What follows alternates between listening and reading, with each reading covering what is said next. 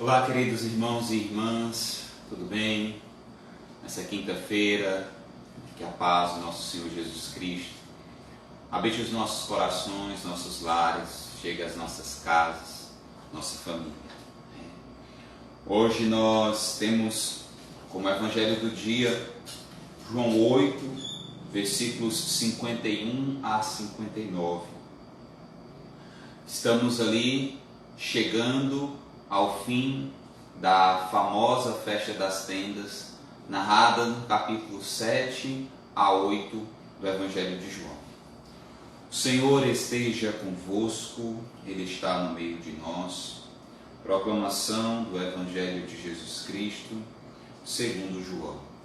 Glória a vós, Senhor. Disse Jesus aos judeus: em verdade eu vos digo, se alguém guardar a minha palavra, jamais verá a morte. Disseram então os judeus: agora sabemos que tens um demônio. Abraão morreu e os profetas também, e tu dizes: se alguém guardar a minha palavra, jamais verá a morte. Acaso és maior do que o nosso pai Abraão, que morreu, como também os profetas? Quem pretendes tu ser? Jesus respondeu: se me glorifico a mim mesmo, minha glória não vale nada. Quem me glorifica é meu Pai, aquele que vós dizeis ser o vosso Deus. No entanto, não o conheceis, mas eu o conheço. E se dissesse que não o conheço, seria um mentiroso como vós. Mas eu o conheço e guardo a sua palavra. Vosso pai Abraão exultou por ver meu dia, ele o viu e alegrou-se. Os judeus disseram-lhe então: nem sequer tem 50 anos, e viste Abraão? Jesus respondeu: em verdade vos digo, antes que Abraão existisse, eu sou. Então, eles pegaram em pedras para apedrejar Jesus, mas ele escondeu-se e saiu do templo. Palavra da salvação. Glória a vós, Senhor.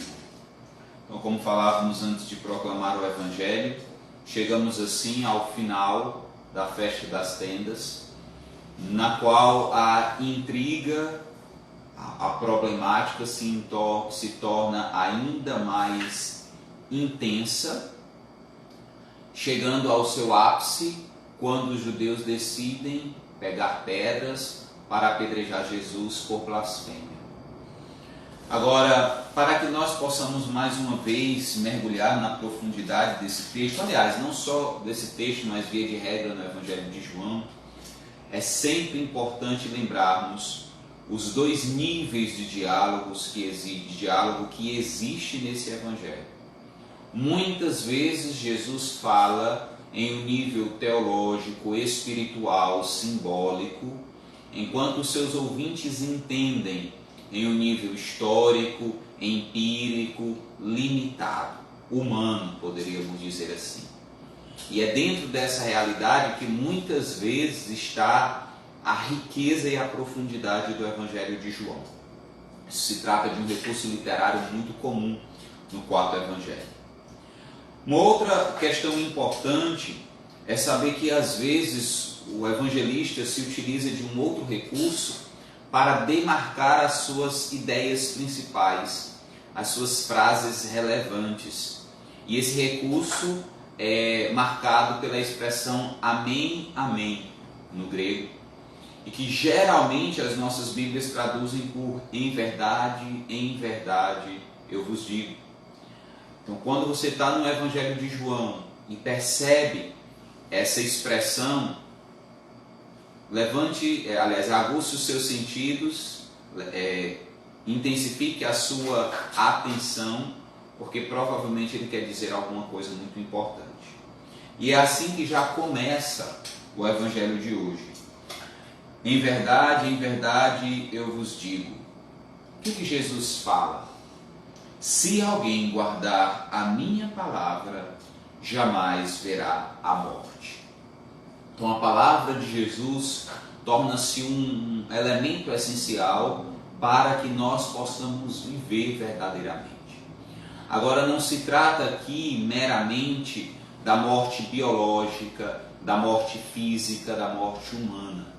Jesus aponta a realidade da morte espiritual, que é a plena separação entre o ser humano e Deus.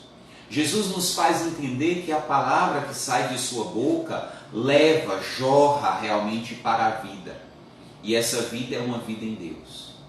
Mesmo que morra, viverá. É o que ele diz, por exemplo, no episódio de Lázaro.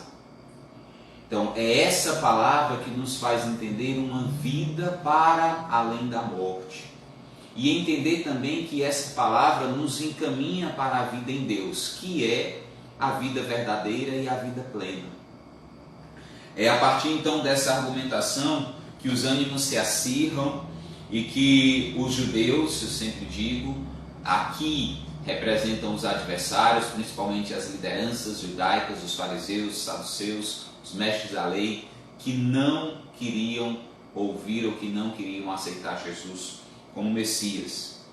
E diante dessa afirmação de Jesus, nós vamos perceber agora uma espécie de virada de mesa. Jesus tinha afirmado pouco antes que eles eram do diabo. E agora eles tentam virar o jogo e dizer: não, você é que tem um demônio. Como é que você diz um negócio desse? Todos experimentam a morte. Mesmo os grandes da história de Israel, mesmo os profetas e mesmo Abraão, o nosso pai, morreu. Como é que tu diz isso? Perdeu o juízo? Que loucura é essa? Então, percebam que eles não conseguem chegar à profundidade que Jesus deseja. Diferente, por exemplo, daquela mulher samaritana que conseguiu entender a beleza que jorrava de Jesus, a água verdadeira, do verdadeiro poço que era o Cristo. Esses, por sua vez, não conseguem chegar à profundidade do discurso de Jesus. E continuam ali na esfera empírica, humana, histórica da realidade. Eles conseguem perceber isso. Como é que alguém não vai morrer? Acaso você quer ser maior do que o nosso pai Abraão e do que os profetas? Quer dizer, você imagina ter mais relevância na história da salvação do que aquele que foi o nosso pai na fé, que é o nosso pai na fé, ou aqueles que nos ensinaram a obedecer e a ouvir a voz de Deus? O que você pensa de você mesmo? Mais uma vez se impõe aqui a questão da identidade de Jesus. Quem é ele? Será que é um profeta? Será que é um impostor? E mais uma vez os judeus perguntam: quem pretendes tu ser? Eles estão interessados na identidade de Jesus não por um dado da fé, não para acreditar, mas para acusá-lo. Contudo, eles precisam que essa realidade saia da boca de Jesus, a fim de conseguir, diríamos, incriminá-lo por blasfêmia. E a partir daí ter seu problema resolvido. Tá? Então, quem esse Jesus pretende ser? E Jesus não responde a princípio, ele apenas faz com que entendam que não é ele que se glorifica a si mesmo, mas a sua glória vem do Pai, o Pai dá testemunho dele, e mais do que isso também, as obras que Jesus faz dão testemunho de quem ele é. Falava outro dia que a obra do Filho é repetir a obra do Pai. Se no Antigo Testamento o Pai liberta o povo da escravidão, no Novo Testamento o Filho liberta o povo de uma outra escravidão, a escravidão do pecado. E é assim que ele se apresenta: não sou eu que me glorifico, é o Pai que me glorifica. E aí ele começa a entrar em uma discussão um pouco mais acalorada acerca do conhecimento de Deus. Conhecimento aqui que não é simplesmente capacidade intelectual, não é simplesmente conteúdo acerca de Deus, ou mesmo doutrinas acerca do Senhor.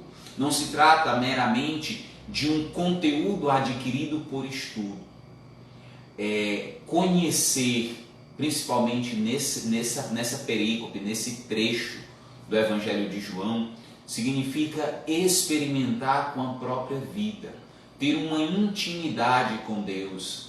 Jesus sabe que tem intimidade com Deus porque as obras dele manifestam isso. As obras dele apontam isso. Agora, o que Jesus diz é que nesses judeus, nos seus interlocutores, nos seus adversários, não há essa mesma relação. Não conseguimos perceber as mesmas obras do Pai. E depois nós vamos entender por quê. Jesus então continua e afirma algo muito profundo de si. Ele não apenas conhece o Pai, mas também guarda a palavra do Pai. É essa a experiência filial de quem conhece. Conhecer Jesus Cristo também significa guardar a sua palavra, guardar os seus preceitos, a fim de encontrar aquilo que ele mesmo nos propõe como mestre. Jesus então continua dizendo: vosso pai Abraão exultou em ver o meu dia. Ele viu e alegrou-se. E aqui os adversários, os opositores de Jesus, mais uma vez não conseguem entender, porque têm em mente o nível histórico. Historicamente eles sabem que Abraão viveu há muitos séculos atrás. Como é que esse homem, ali nos seus menos de 50 anos, menos de meio século, diz ter conhecido Abraão? Porque na verdade eles não conseguem perceber o movimento que Jesus faz. Jesus não diz que ele conheceu Abraão, voltando ao passado. Ele diz que Abraão o enxergou, viu o seu dia, experimentou a sua glória. E como fez isso? Por meio da fé.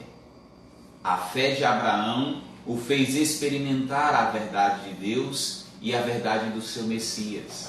E assim ele exulta de alegria. Como salmista, ele consegue perceber o dia que o Senhor fez para ele, ao se encontrar com o próprio Deus, ao perceber, ao realizar a missão que Deus lhe deu. E aí Abraão parte, deixa tudo e vê a glória de Deus e também a glória do seu Messias. Obviamente não se trata de um nível histórico, mas de um nível teológico, o nível da fé. Nível que nem todo mundo consegue chegar, porque muitas vezes a nossa fé é limitada, muitas vezes a nossa fé é turva, muitas vezes é uma fé fraca. Mas Jesus diz claramente: Abraão viu, e não apenas viu, mas também alegrou-se. E é aí, então, que começa uma segunda questão acerca da identidade dessas pessoas. Ao dizerem que Jesus tem um demônio, entra em questão mais uma vez uma outra problemática. A contraposição entre Jesus e o diabo, ou Jesus e o demônio. Se nós lembrarmos mais uma vez do versículo 44, capítulo 8, versículo 44, é um trecho muito importante.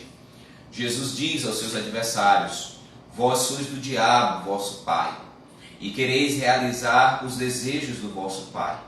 Ele foi homicida desde o princípio e não permaneceu na verdade, porque nele não há verdade. Quando ele mente, fala do que lhe é próprio, porque é mentiroso e pai da mentira. Então, como a narrativa de João apresenta o diabo? Duas características principais. Ele é homicida, promove a morte, e ele é mentiroso, o pai da mentira, porque não permaneceu na verdade. Não permaneceu na verdade de Deus, não permaneceu na verdade de Jesus Cristo. E aqui vamos dar ainda aquela outra chave essencial. Como é que nós nos tornamos filhos? Quando repetimos as obras do Pai. E aqui é interessante porque nós vamos ver exatamente o que acontece com esses adversários de Jesus. Primeiro, Jesus está falando da mais absoluta verdade de si e da sua relação com o Pai, mas eles não aceitam, eles não permanecem na verdade.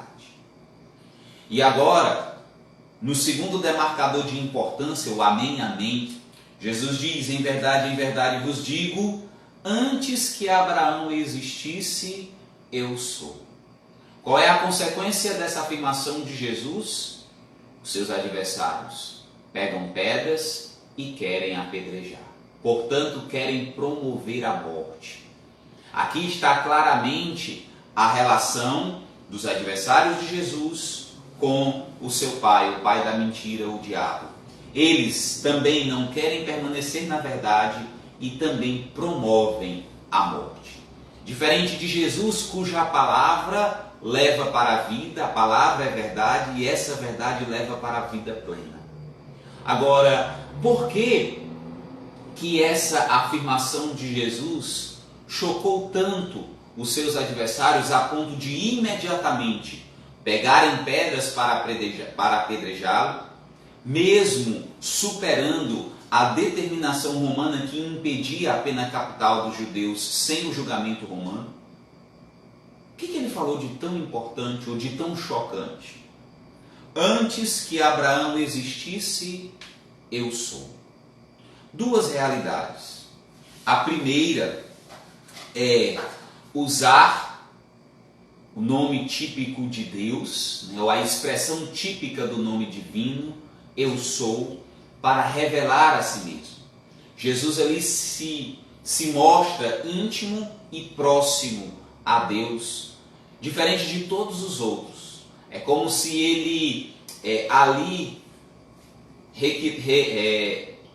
puxasse para si a sua relação íntima e a sua filiação divina, ou a sua própria divindade.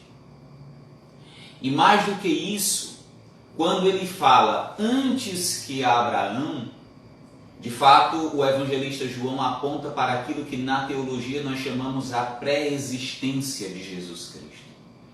Jesus antecede Moisés, Abraão, Noé, Adão, até mesmo a própria criação.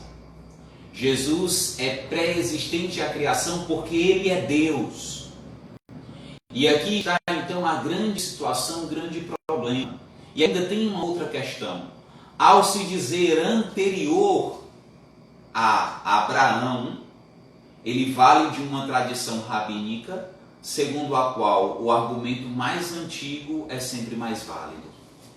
E assim Jesus se apresenta então o ápice da sua revelação na festa das tendas. Ele não é apenas o Messias, ele não é apenas o profeta e ele não é apenas filho de Deus.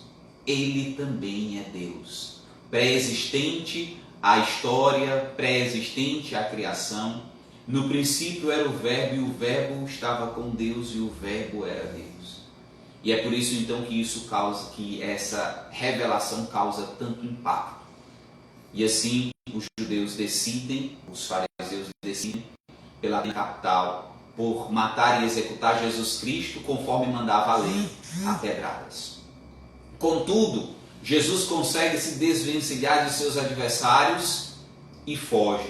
Foge não com medo da morte, mas tem um dado teológico. A sua hora ainda não chegou. E a gente já falou um pouco do tema da hora, da sua relevância e de como acontece. Então, irmãos e irmãs, a nossa reflexão é exatamente dentro dessa perspectiva, perceber como a palavra da verdade vai nos colocando num caminho de conformação a Jesus Cristo. E mais, para mim de uma forma especial, esse texto todo nos faz entender que mais do que conhecer, mais do que saber conteúdo, é essencial que nós pratiquemos. Como diz a carta de Tiago, sede praticantes da palavra e não meros ouvintes, enganando-vos a vós mesmos. Então a palavra de Deus, em toda essa narrativa tão longa que nós temos visto ao longo dos dias, tem como desejo nos questionar: as minhas obras, as minhas práticas, São mais práticas de Cristo, verdade e promoção da vida? Ou são obras do inimigo de Cristo, mentira e morte? Então precisamos analisar e ter cuidado. Independentemente de onde estejamos, é essencial sabermos sempre que Cristo, enquanto palavra da verdade ou palavra de verdade, quer nos colocar no caminho correto, no caminho para a vida. Se, por um acaso, estamos no caminho da mentira, da morte, daquilo que é a perspectiva contrária à proposta de Jesus, se faz necessário, mais do que nunca, a conversão, a mudança de vida e caminhar para um outro lado. Se por um acaso nossas obras são obras de luz e querem se conformar a Jesus Cristo, precisamos manter firmemente o desejo e a vontade de assim continuar. Que Deus nos abençoe e nos faça cada vez mais fiéis a esse Cristo Palavra Eterna, a esse Cristo Verbo encarnado. Louvado seja nosso Senhor Jesus Cristo, para sempre seja louvado.